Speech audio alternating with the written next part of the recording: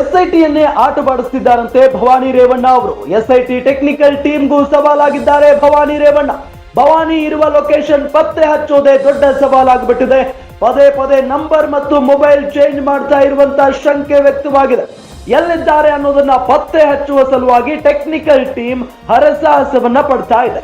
ಮಂಡ್ಯ, ಮೈಸೂರು, ಹಾಸನ, ಬೆಂಗಳೂರಿನಲ್ಲಿ ಶೋಧ ಕಾರ್ಯ ಮುಂದುವರೆದಿದೆ. ಭವಾನಿ ಆಪ್ತರು ಮತ್ತು ಆಪ್ತರ ಸಂಬಂಧಿಕರ ಮೇಲೂ ನಿಗಾ ಇಟ್ಟಿದ್ದಾರೆ ಎಸ್ಐಟಿ ಅಧಿಕಾರಿಗಳು.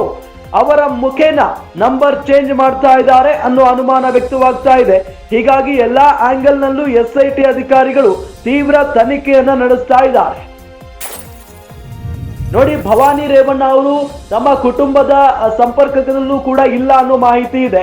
ಜೊತೆಗೆ ಅವರು ಎಲ್ಲಿದ್ದಾರೆ, ಎಲ್ಲಿ ನಾಪತ್ತೆಯಾಗಿದ್ದಾರೆ, ಎಲ್ಲಿ ವಾಸ್ತವ್ಯವನ್ನ ಹೂಡಿದ್ದಾರೆ ಅನ್ನೋ ಬಗ್ಗೆ ಮಾಹಿತಿ ಸಿಗ್ತಾ ಇಲ್ಲ. ಎಸ್ಐಟಿ ಟೆಕ್ನಿಕಲ್ ಟೀಮ್ಗೂ ಕೂಡ ಭವಾನಿ ರೇವಣ್ಣ ಅವರು ಎಲ್ಲಿದ್ದಾರೆ ಅಂತ ಹುಡುಕೋದೇ ದೊಡ್ಡ ಸವಾಲಾಗ್ಬಿಟ್ಟಿದೆ. ಭವಾನಿ ಇರುವ ಲೊಕೇಶನ್ ಪತ್ತೆ ಹಚ್ಚೋದೇ ದೊಡ್ಡ ಸವಾಲಾಗ್ಬಿಟ್ಟಿದೆ. ಪದೇ ಪದೇ ನಂಬರ್ ಮತ್ತು ಮೊಬೈಲ್ ಚೇಂಜ್ ಮಾಡ್ತಾ ಇದ್ದಾರೆ ಭವಾನಿ ರೇವಣ್ಣ ಅವರು ಅನ್ನೋ ಮಾಹಿತಿ ಇದೆ.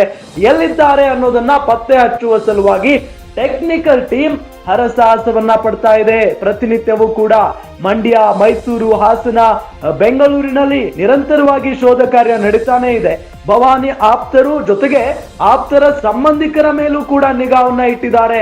ಅವರ ಮುಖೇನ ನಂಬರ್ ಚೇಂಜ್ ಮಾಡ್ತಾ ಇದ್ದಾರೆ ಅನ್ನೋ ಅನುಮಾನವನ್ನ ಎಸ್ಐಟಿ ಅಧಿಕಾರಿಗಳು ಇಲ್ಲಿ ವ್ಯಕ್ತಪಡಿಸಿರೋದು. ಹೀಗಾಗಿ ಎಲ್ಲಾ ಆಂಗಲ್ ನಲ್ಲೂ ಕೂಡ ಎಸ್ಐಟಿ ತೀವ್ರ ತನಿಖೆಯನ್ನ ಮಾಡ್ತಾ ಇದೆ.